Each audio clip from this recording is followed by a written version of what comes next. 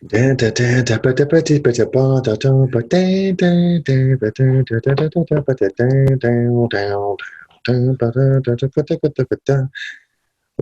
and gentlemen, and welcome once again to LeftHouseCrypto. Today is Friday, October 23rd, 2020. The year is 2020. I'm going to take my headsets off. I just feel weird. I'm not a pilot.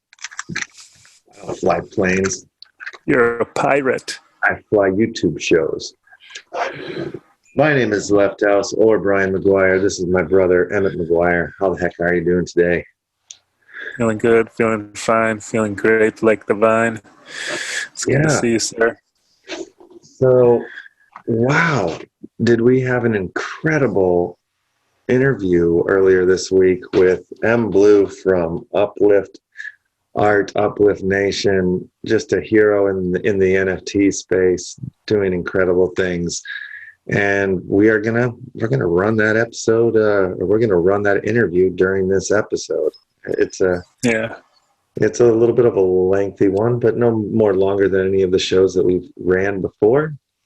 But before we get into M Blu and Uplift Art and UpliftNation and the whole the whole hubbub of it all, let's talk about what's going on in the crypto space as of this week and as of this time. First of all, whoa, Bitcoin's over 12. Whoa. I got signs coming in across the charts saying to go long on the ETH, go long here. There's like some good signs showing up. In my opinion, obviously we're not financial advisors, are we, Emmett? Never have been. You been looking at the charts lately? I have. I've been looking every day. Still, I've been in some holders as far as I haven't been day trading much or anything lately, but I like the projects that I'm holding right now. And with a lot of this action kicking off, it's kind of getting me the itch to want to start to make some trades here and there. So yeah, I've been looking at the charts. Haven't made any moves yet. Just kind of observing right now. Excellent. Yeah. Excellent. Well, so what do you have for us this week? I want to take us back real quick before. Let's see. I think it takes us back to episode 2. Crypto City. Yes, you remember that? I do remember Crypto City. It's Acorn. Acorn. And the funny thing is like, I sing an Akon song all the time. I just didn't know it was him. It's the I wanna wind you, grind you up on that pole. I didn't know that was the Crypto City guy. I had no clue. Yeah. I'm a huge fan of that song. Yeah, he's big time. And I got an email today from Crypto City? From our friends at Roll. Roll time Acoin. All right. So okay. Roll, we've been interested in checking Roll out a little bit in social money, learning about that, and taking part in Whale and Roll. They have a whole list of social money. I think there's over 300 different social money projects out right now. And Cloud White is one of the guys that we follow who's partaking. And yeah, so we like what we see there. Whale is part of the Roll family and a social money token. That's what we're with. And so now it looks like the Acon is joining the Roll family. Is that what you're telling me? This thing is for like giving opportunities to these places that don't have them, and entrepreneurship and things like that. Like our friend M Blu is all about as well, with helping people and helping people through crypto. So yeah, that was my exciting drop for the week before we get into the M Blu. I was just happy to see that come back around. Yeah, absolutely. So yeah, that's pretty cool. Social money tokens, I still feel like I need to do a little bit more diving into it to understand fully, even though I'm like in into whale and some of these other ones, I still feel like I need to educate myself a little bit there. Yeah. But yeah, it seems like maybe it's not too hard to understand. I know there's a bunch of exciting things coming to the Upland universe too, but I think we'll probably talk more about that stuff next week. So I don't want to say too much more about that. Yeah. Other than that, I think that this M Blu interview is going to blow you guys away. So let's drop that. M Blu. Okay, so first of all, the how you came across my eyes is my brother Emmett here and I were like, in conversation. We were trying to figure out how do you get like a film onto an NFT, and I asked myself, being a filmmaker, my brother's a filmmaker, more so a musician as well. I'm also a musician. So we saw like that common sort of thing that in you, that you have these like creative things going on. So I've got questions like, where does your creative career begin? Where does your like technological career begin with the NFTs? Like, where do you come from, M Blu? Holy cow. It's a loaded question, man. Start with the third grade, please. Oh, third grade. Holy cow. Well, I come from a divorced family. Fair enough. As well. Right. Yeah. Half of us, right? Or more. Yeah. I come from a kind of like, raising myself to a degree, right? Back in those days, like, being a parent now, I'm a parent, skipping way forward. I'm a parent now. I've got 3 kids, 8, 9, and 10. The 9-year-old was an adopted girl from Haiti. She's home now with us for about 4 months now. Amazing. But being a father and, the state of the world, it's like, you always want to know where the kids are, what they're doing, what their intentions are. Yeah. When I was growing up, I would be gone like all day and into the night, and I'd be late for dinner, and then that would be the sore spot, right? That I was late for dinner. Yeah. But it's like, but we had so much freedom growing up as kids, right? And I had, the parenting style that I had was certainly wasn't guiding me into a direction, right? It was just, you do you, and let's see how it turns out, right? Yep. Type of thing.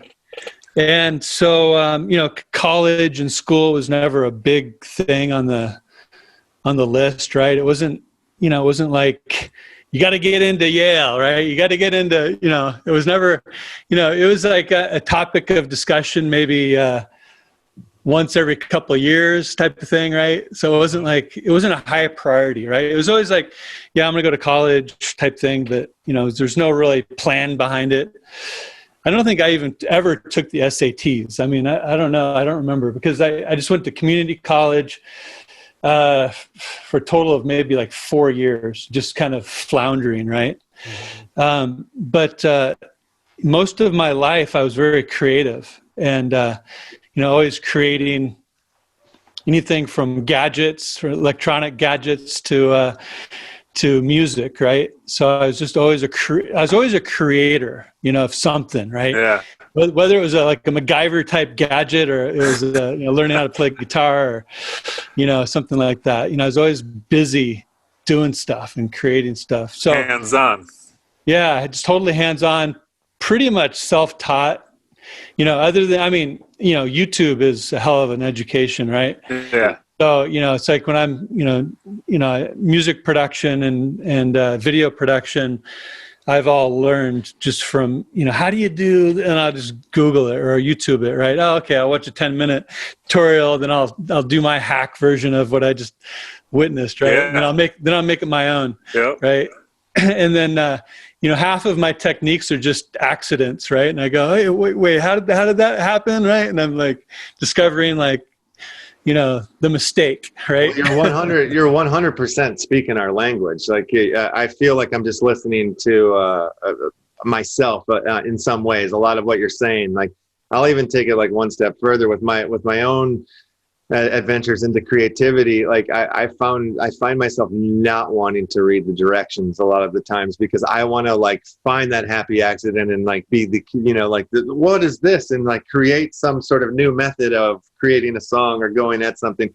And then eventually I'll read the directions and I'll be like, oh, this makes it so much easier, Yeah. But Last resort. I have to go. Yeah, I have to like kind of attempt it at first to like stumble into the genius accident first, because and as a filmmaker, like I'm always looking for, if one of the actors flubs a line, I usually try to use that take. Like I love like the accidents. They're beautiful on creativity. But so yeah, Emmett also has 3 kids, so I think he can speak on and relate to you on that level. So you understand the pain. Oh yeah, it's a different world that they're living in, that we're all living in right now, for sure. Yeah. The same way for me. I was running around in forests, climbing trees, and just building pulleys, and I was out free as a kid. Now it's like I'm, as a parent, here on the complete other side of that spectrum. Like especially with what's going on today in this world. It's like scary exactly. place. Well, I think sometimes I think about what I did as a kid without my parents even having an inkling of what was going on. Like we lived close to these train tracks. Like our backyard, you'd walk down the hill through blackberry bushes and carve a path, and you'd be at the train tracks, right? And sometimes those trains would just be creeping by, right? Yeah. And me and my buddy would just jump on those trains, and then sometimes they'd pick up speed, and it's like 18 miles later, we can finally get off, right? Crazy. And we're walking back the train tracks all day long, and blisters on our feet going, what the outsiders. Right. Yeah. It's like, we did some dangerous things. And just thinking of my kids doing half of the stuff I did, I was like, oh man, I cringe. Yeah. Indeed. So it's really incredible. I know also too, like when we first chatted, it was over the song, the film that we had discovered that you had made, and it was all about music and your perspective on music and what people are making and what popular music is for presented as today. And I really enjoyed the conversation that we got into about it all. And like, after getting into conversation, like I totally agree with a lot of your perspective, and as that, like, I mean, most of the stuff that's in the mainstream is absolute 100% like just garbage, and no kid should be listening to it. No adult should be listening to this stuff. It's really sad that like the majority of the people like just lay down and take it and just listen to this music, like. They don't even, it's just mindless to me, like how people do. It's a different time even in that. Like I remember back when we were younger, like, I don't know, music seemed to have more of a message, there was like, like punk rock music was amazing in that way, like I just don't see that collective anymore, like where is it coming from? It's coming from individuals like you and whatnot, but I don't see it as like a whole, like where's the big mass like mind on that? It's a really fine line, right, between doing what's right, which is different for everyone, right? I mean, there's some common truths of what's right and wrong, right? But when you're delving in the world of art and creativity, it's a really fine line between, like censorship and what's wrong, what's right. Because, it's truly, I've looked at some art that's, well over couple $100,000, and I'm like slapping myself up the head saying, my 8-year-old can do something like that or better, right? Yeah. And so, sometimes, my garbage is somebody else's treasure, right? So it's really hard to like say, that's wrong, Sure. But, it's just, especially as a father, and fatherhood changes you tremendous, or at least it did me tremendously on how I view things. But I look at some of these, superstars, right? And the TED Talk fantasy that you're referencing, Dear Superstar, was basically an open letter that I wrote in thinking of one superstar in particular that everybody knows the name of, that, their audience is predominantly, 10, 11, 12, 13-year-old kids, right? That's the bulk of their audience, listening audience. And, you know, to think that, I mean, if I had an audience of children, I personally wouldn't be, you know, showing them needles going in my arm, or, you know, burning somebody alive, you know, or even some of these superstars just, you know, gyrating near naked on a stage. I mean, can you imagine gyrating naked on a stage in front of a 10-year-old child? I mean, that's what I think is like, yeah, I can understand it if your audience is, you know, adults and they're kind of sharing in this common experience and, sexual, experience, and, you know, it's something to be shared and talked about. But then you think about the children. Like, I personally couldn't do that in front of a child, let alone millions of children, right? And so that letter was really like saying, hey, you know, it's like, you know, I know this is a touchy subject, right? Talking about art and expression. And I don't want to call you wrong, but like, what do you want your legacy to be? I mean, do you want these kids to be mimicking this behavior? I mean, is that what you really want? I mean, because that looks like a really hellacious world. I mean, I don't want to live in that world personally. And I think we've kind of spiraled into that world to a degree. So it's really hard to say that, you know, you're wrong for your expression and your art. Right. But it's just tough pill for me to swallow when you know that their audience is predominantly children, you know, as young as 3 years old, right? So, you know, so it's tough. But on that note, I loved that exchange between you and I, Brian, and you're such a prolific writer. And you sent an email, a really long email, kind of telling about your backstory. And I've been so busy, and that email got kind of lost in the shuffle. And for some reason, I was driving with my wife, and she was looking through my email, and she's going, oh my God, amore. She's Italian. Oh my God, amore, I couldn't live like this. You have like 1,000 unanswered emails, like literally, right? Yeah. And she's going, God, let me help you erase some of this. And so I'm driving, and I'm like, whatever, you know. And then finally she goes, she flips on, she's scrolling, and she just lands on yours, Brian, for whatever reason, right? And she reads it like to herself, and she goes, oh my God, this is so good. I mean, this is really, I mean, she really connected with that, right? That email that you wrote me that I'd probably just seen briefly, and I was too busy and I just forgot about it, right? Yeah. But then she found it randomly out of thousands, hundreds of unanswered emails. She started reading it, and then finally she read it to me out loud, and then I read it, and I was just like, wow, this guy's he's got an amazing story. I mean, tragic on one hand, but completely beautiful on the other hand, right? The way you told it, and we went through that journey, right? This journey of, you know, despair and, you know, just all the way through it, right, to the end, to where you are now. And so hearing that, I was going, oh, shit, I gotta respond to him. So as soon as I got home, I responded to you because, you know, she and I both felt how deep you are and just what a beautiful expression you are.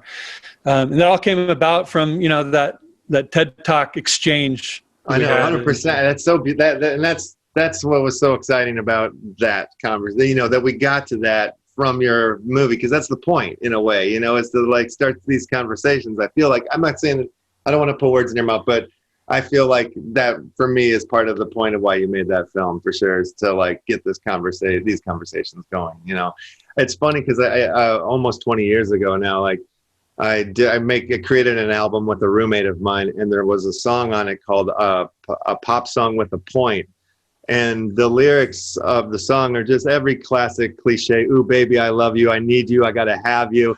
And I even sang the lyrics like kind of almost in a bad key almost, you know, and it almost drowns out. And like I would play it for people and they would be like, whatever. And they'd be kind of off. And there's one line in the song that kind of sums up why this dude, ooh, baby, needs you so badly.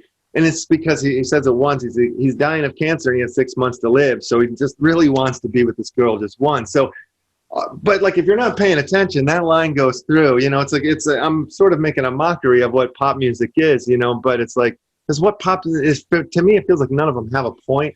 So I wanted to kind of like put something in there like that. All those ooh babies had a meaning. You know, like whether it was a good meaning or not, like they went to something. You know, it wasn't just like a staff of writers writing these words or whatever. Right. This is something I wrote 20 years ago. You know what I mean? Almost. So wow. like You know, it's kind of like he's just in this desperate moment of this love, but he's got a time limit, right? He's expiring. Yeah. So he's just throwing every cliche at the book just to hope one of them grabs him, right? Yeah, that's it. You know, just kind of making a mockery of the whole thing. Like even the films that I've made, like I feel like, you know, they've always kind of tackled, or we've always made fun of racism or classism or sexism in almost every film I've made. So it's kind of gotten interesting, like that the conversation is blown open in like the 2019, 2020 sort of Me Too movement sort of stuff of it all, because it's really changed now, like even the way that I can write or tell a story, because people are now responding to that conversation differently now. Like I feel like I don't need to say it the way that I said it before because the world's changed now. Now I'm looking to say things differently, you know, like I'm not saying that I had a huge part in the movement, but I'm saying that like 10 years ago, I was making movies that were talking about this stuff on a subtle, more like F you sort of like, you know, like exposing it on a humoristic level or whatever. It's humoristic word, but yeah. Anyway, so all of this, like, you know, I mean, there's a lot of passion in like, you know, where you're coming from with your art and creativity, and like I love it. And so let's bring this into like the technological side of things to the NFTs and stuff. So like, I mean, the possibilities, like, did you freak out? Like, how long have you been into that side of things? When did you first discover like, you know, NFTs, blockchain, you know, all that stuff? And how did it play into like, oh my God, this is the outlet for my art? Or if that is how it's been about 3.5 weeks now. Man, you're moving quick. Moving really quick. No, 4 weeks. 4 weeks. 4 weeks. About a month. Yeah. Cool. So you just Google. God. You did some YouTube. Early adopter. Yeah. Early adopter. I'm in early, baby. really, even if that was the truth, we would be in early. You know? Yeah, for sure. Yeah, because you know, I was in Bitcoin in 2012. Okay. And to the 2009 people, that's not early, right? Right. Yeah. So, yeah, I mean, can you imagine picking up Bitcoin for $1, you know, or free just for mining it? Because, you know, in the early days, you could plop out, you know, several 100,000, I think, in a month or two. So, and it was a big number. I mean, I just, yeah, the stories. But yeah, I got into Bitcoin 2012. I was a big precious metal head guy. I still believe in precious metals. I think a lot of people have it wrong. It's not a fight between gold and crypto. It's a fight between crypto and gold and fiat, right? Because, you know, they both have their use cases and value. They're both limited in nature. I prefer holding crypto because it's so much easier, and I'm about that. But I like both asset classes. So I think those two go together well. And it's you know, precious metals and crypto against fiat and all the derivative nightmare out there. But I got into Bitcoin in 2012. I sold out of a precious metal brokerage that I'd been operating for a number of years, and just went pretty much full-time crypto. Got into Ethereum. Then I got into, I mean, I've been into probably about 150 different projects over the years. Yeah. You know, different communities, and, you know, made a little, lost a little, seen a bunch of increases, seen a lot of bear markets in the short time since 2012. And I got into BitShares pretty early. So I learned about Dan Larimer, and still am a big Dan Larimer fan. I've actually interviewed his father, 3 or 4 different occasions. Stan Larimer, he and Stan used to work together on BitShares, and then he handed the reins of BitShares over to his father, Stan Larimer. And so once I heard Dan talk about EOS, I was in it before he finished. I was bought in before he even finished the sentence, right? Yeah. And so I got into the EOS ecosystem, and that expanded me into the EOS.io ecosystem, because I never believed it was going to be one chain that ruled them all, right? It's going to be, a bunch of chains all kind of interconnected, and that's where you see the real decentralization. I mean, I don't know how closely you're following EOS.io, but that's going to become, once the inter-blockchain communication is really dialed in, that's going to be real decentralization, because it's just not just one chain, but a bunch of chains. It's a network that, if you're not happy with the governance on one chain, then you can pack up and move to the chain next door, until you find your use case and your community and the governance that you like. We're not quite there yet, but I see that that's where it's all headed. Now with the IBC, with going through DApp Solutions and DApp Network, and bringing in Ethereum and other chains. So we're seeing in the beginning stages of it. And the NFTs, I just I got involved in CryptoKitties. I thought that was pretty wild, pretty exciting, and then then I saw the congestion on Ethereum, and it was a nightmare. And I saw that it could never, under the current situation, could never be a mass adopted chain. And I think it's pretty insane to be building a multi-million-dollar business on an experiment without an experiment, which Ethereum is moving to ETH 2.0. I think it's going to be a nightmare for any business that's on top of that. But we'll see, right? Those guys are way more intelligent than I am in that scape. So hopefully they can pull it off, because it'll be good for the entire space. Yeah, absolutely. But once I saw Wax tackling the NFT space and free transactions and cheap resources, I said, wow, that's what it needs. Yeah, absolutely. So are you only selling and hosting your NFTs on Wax right now, or are you on other sites as well? Well, we've recently also moved to EOS. So we use the Atomic Asset Standard, and they've now moved on to EOS. So there's EOS.AtomicHub.io. So that's the same version, but it's on EOS now. So we're on there, and that's just it just started a couple weeks ago. Yeah, I got in early enough to get your NFTs on the EOS wallet. Fantastic. So, yeah, which was like kind of interesting, because we had our little interaction. Then I'm like, a buddy of mine was helping me sort out the EOS Wax wallet, and then lo and behold, your NFT show up in my my account there, and I was like, wow. And then a couple other people, your name kept popping up or whatnot. So you definitely seem to be a man about the NFT space for sure. And I just see it as a complete game-changing technology for anything multimedia, anything digital, right? Anything of value in digital. It's basically an instant copyright.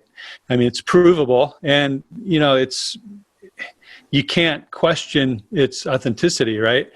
Now you can question maybe somebody stole it and put it on the blockchain before John did, right? But you can't question that Steve put it on the blockchain at this time, this date, and this information attached to it. So I think everything from coupons to ticket sales to movies. I totally see the future of crowdfunding movies doing it in the reverse. Like, you come up with a script, an idea, concept, you create the trailer first, right? You shoot the trailer, do a crowdfunding through that NFT sale, a drop model of some sort with it, produce the movie, and then at the end, then you do the secondary, like what it is now, like the trailer first, the trailer after, because you're going to see an evolution to the film from this first concept. Like it's going to deviate probably quite a bit. So you can see that journey from the first concept idea trailer to the final production, which the whole movie could be an NFT as well. But then you can have a closing, like the commercial for it / trailer as a sellable NFT that can be gamed and used for crowdfunding for future films or whatnot. And there's, I bet you've done a lot of thinking around this. We're doing a little bit of stuff like that already. Like we've created ticket trailers right now because we have a movie theater that we run out of Upland, which is like, the buying and selling of NFT properties in the metaverse that is Upland or whatnot. But so like I bought an old theater in San Francisco there called the Clay Theater, and I've been like every week like hosting my films out of there, and then recently making the NFTs that have the trailers to the film. So if you buy the NFT, like I'll get you a link to the film or whatnot. But like I'm working on trying to get like entire features onto NFTs and just be like I like we have a film right now that we're like in post-production on. We're very close to finishing it, and it's all like very much like of like the blockchain space and everything. I'll share a scene with you privately, but love it. It's like we're kind of at that place where last night me and Emmett were having conversations about like we shot this movie in December. And it's taken me, this year to edit it, and we're still kind of like tying up the music and all this stuff. But we're like, we want to like create some sort of NFT, sort of something to raise money to like help the rollout of the film, like, or even just like straight roll the thing out from NFT only, like I would love to like if Netflix wants this movie, like that they have to buy the NFT, like to then they can have it and like display it and whatnot. It'd be great to like it's just complete 100% ownership. And I feel like the scarcity. If I only made 10 copies of this film, like what could that mean? Like the potential. My mind starts to spin like in so many different directions. But yeah, like the crowdfunding stuff. I've been so I'm trying. My wheels are spinning right now to like figure out like what to do next with our film, like in regards of all of that. So, I would love to talk to you more about that, because it seems like, like your website, the Uplift Art, like tell us more about that. It seems like very charity based, like is it like tell us. Well, it goes back to the kids, right? We went through this adoption process for, her name's Island. She's a 9-year-old from Haiti. And she literally grew up in what's determined the worst slum in the Western hemisphere. So it's called Cirque du Soleil not Cirque du Soleil, but Cité Soleil in Haiti. It's at Port-au-Prince, Haiti. And if you Google images from it, it just looks like a really bad garbage dump, right? With, trash and mud and pigs and, children in bare feet. So that's where she was found at the age of 5 with no memory of her name, no memory of family. So we don't even really know her exact age, but, we used, dental x-rays as kind of a close point on her age. So we determined that's around 9. So my trips to Haiti kind of opened my eyes to, the charitable space is completely broken. They raised billions of dollars after the tsunami, in 2010. And 10 years after, it looks like it hit yesterday. So it's just, the place is just in ruins. And so you go, where the hell did all that money go, right? And then you hear about community centers that are completely, locked up and nobody can use them. There's just weeds and there's falling apart. To, just things that aren't used. They just build a bunch of shit that nobody needs, right? Yeah. Or maybe they don't even build shit at all. They kind of divert it somewhere else, right? Yeah. but it's not being used in an appropriate way, obviously, just by being there and looking, right? Give me $10 billion and I can guarantee you'd see some changes in Haiti, right? Yeah. So anyways, being involved in the blockchain space, I saw that, if there's a use case for blockchain, it's definitely the charitable space, bringing transparency, auditability to the charitable space. So you can see where that money went, when it went, how it went, who received it. We're not quite there yet as far as being able to map that through to, the guy who's building the water well, but we're going to get there, within the next couple of years, as far as where you can see from point A to point B. And that's the goal of Uplift Nation, is to be able to have that mapped out to where, one of our charitable partners is Haitian Roots, and they specialize in building schools in Haiti. So, what we'd really like to see is we raise some money from doing something, maybe it's a NFT art drop sale, and we raise money, we send it to Haitian Roots, and then through their ecosystem, you can see how that money is spent. So everybody's satisfied. The people that donate, the people that give, they can be a part of that ride.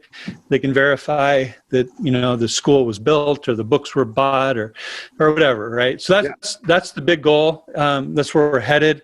Uplift Nation wants to be a big driver in that space. Uplift Art came about is because I wanted to create a revenue driver for Uplift Nation.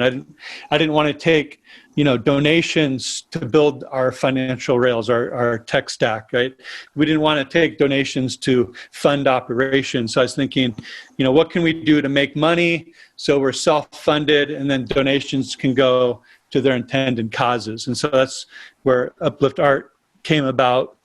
And, we're at the early stages of rolling this Uplift Art out. We've held one auction so far, and November 15th is going to be our first actual art drop, which we're excited about because we're using a brand new NFT standard that's never been used before, where all the assets are pre-minted, so you don't have a bunch of whales coming in the first 3 minutes and buying up all the low mints, right? Right. So whether you're the first one in or the last one in, you still have an equal chance of getting the low mint numbers in this drop. Plus, there's other layers of gamification and incentives to where you can burn sets of rarities to get the next level rarity drop. Level up, So I call it the race to rarities. So there's actually a use case for the abundance of common cards and uncommon cards and rare,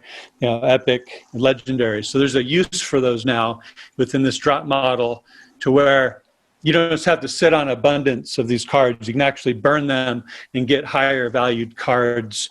And the first ones to do it, of course, those will be minted on demand. The collector editions cards and the mythic cards will be printed on demand. So it gives you an incentive to collect the cards and then burn them so you can get the higher cards. Love it. Yeah. That's so fun. It's brilliant. So how many people are you working with at Uplift Nation? Is it just like you and your amazing Italian wife, or is it like you guys have an army with you, or? We got an army, baby. We come with an army. No, there we go. No, we got it. We've got a small team, but a fierce team. Cool. I've got probably, let me see, about 10 that are active with Uplift Nation. They're all EOSIO, working in different sectors of EOSIO, all crypto people. And then I've got a group of 4 that's really helping me with Uplift Art and getting that all put together in a meaningful way. So everybody I work with is just amazing humans and very talented and gracious with their time, because all of this it's unpaid, right? So they're very generous with their time and their abilities. Cool, very cool. So, and you also share. They see the picture, obviously. With they share the common thread of passion for this. I'm sure. Exactly. Yeah. Exactly. Yeah. Yeah. No, Yeah. So it's a lot of exciting things coming around the bend. Absolutely. Like I'm looking at you as I think you're a hero. I love everything where you're coming from and stuff. And this drop that you have on November 15th, you shared this with me. So is it cool if I play this in the video or play the song? Yeah. No. Okay, please do. Yeah, we'll do that then. And it's called "I'm Not the Bubble." Yeah. Yeah. So this is one of the collector's editions cards for the November 15th drop. So this is one where the race to rarities where you can burn 25 common cards and you can receive this one, right? Okay. So there'll be 5 versions of this, each going up in rarity. And they all add different elements to animation, to color, to different aspects of the song. So this is the common collector's edition piece. Very cool. Awesome. Oh, and so that drops November 15th. Incredible. Yep. Well, man, I would love to continue having more conversations with you. We'd love to have you come back on our show here. We're probably, we have 2 shows. We do the Upland Action News, obviously, and then we do our Left House Crypto show. This will probably be more on the Left House Crypto show, but I'll probably clip a segment of you talking about the drop on the 15th, and then send people to the crypto show, which is the next day. Yeah, I love what Upland's doing. I'm in Upland as well. I haven't been as active because I've just been too busy, but I love that ecosystem and what they're doing, and really excited about what's developing in there. Yeah, it's been a lot. I mean, they've been turning out a lot as of late, and it seems like they're kind of hitting all of their roadmap goals or whatnot. When we turn into next year, it seems like almost everything that they've discussed is now out on the table and more. This whole they just opened Fresno, which was kind of nobody knew that was coming, and now there's a whole 3rd city in the game, and it's kind of cool how they set that up because it's part of the Fair Start Act. So for newbies to get in, it's way cheap, and only 25% of the properties in Fresno are allotted to the pros and the directors, the guys that are in. So there's this whole opportunity.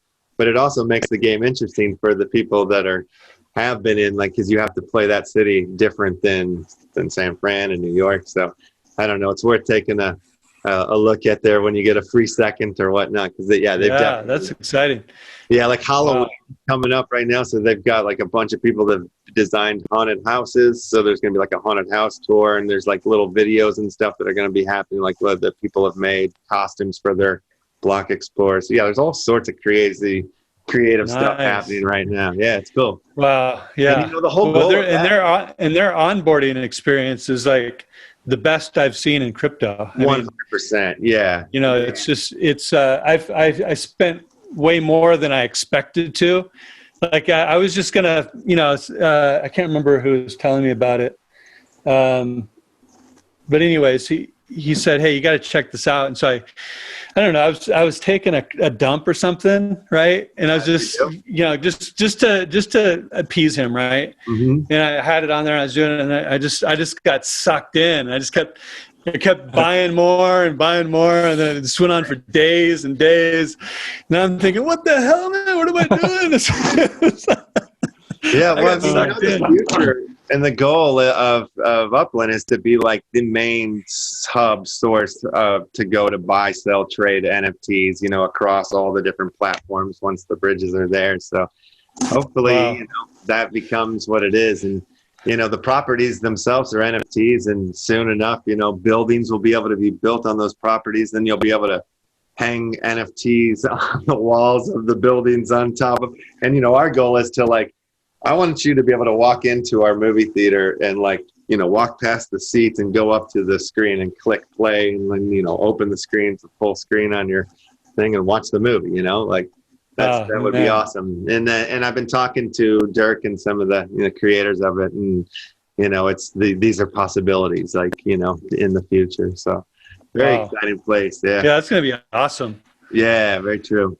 But yeah, so we'll let you go since we've taken up so much of your time today. But man, seriously, we have to keep this conversation going. You're like I said, you're a hero, and I'm a fan of your art and and your message. It's awesome. Yeah, thanks for chatting with me. Anytime. I loved it. Yeah, good times. Yeah, this is awesome. That's awesome. That was really cool. Yeah, that was very fun. much. I had a great time talking with him for sure and meeting him, and yeah, hopefully we had more conversations and collaborations to come. Yeah, November 15th is the when his big drop is going down, and we're gonna show you the big NFT. He shared it with us. We're gonna drop it right here at the end here, and we'll leave you with the video NFT that M Blu has made. November 15th is the drop. On that note, good morning, good noon, and good night. Crypto heads, we'll see you next week.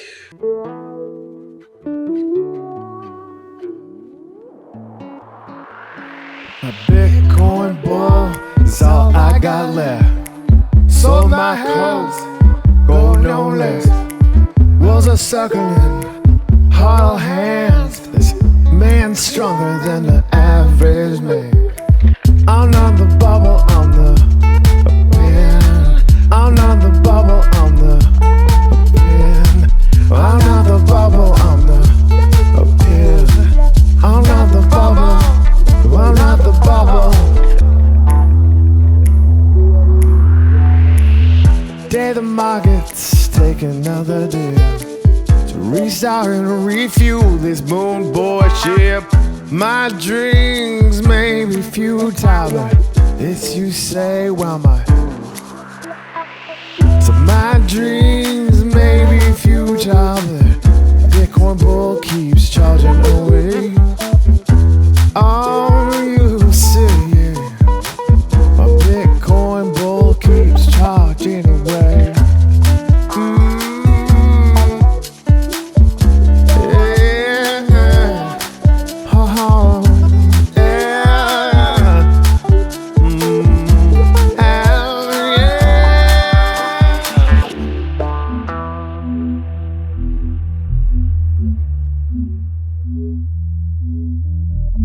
I'm not the bubble.